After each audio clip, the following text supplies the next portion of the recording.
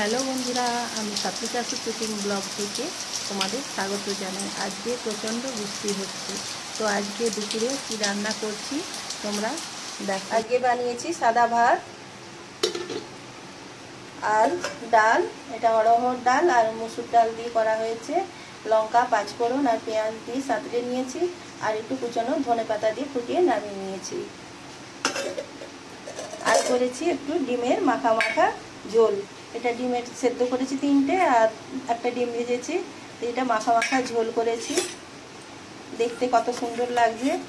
একটা দুটো আলুর পিসও দিয়েছি, তো একটু করলাম, বর্ষাতে ভালোই লাগবে খেতে। এটা বানিয়েছি ডিমের মাখা মাখা।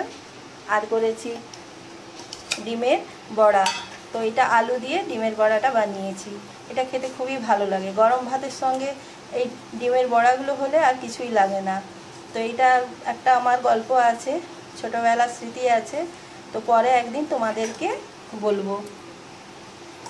আর করেছি উচ্ছে ভাজা, গোল গোল করে কেটেছি, একটু পেকে গেছে, ভালোই লাগে এর বীজগুলো, এইভাবে ভেজেছি।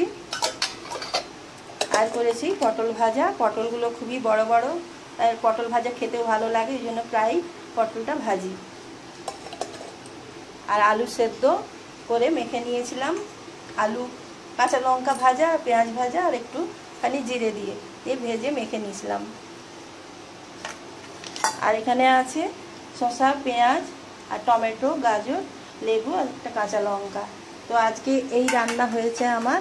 তো তোমাদের কেমন লাগলো তো জানিও কমেন্ট করে।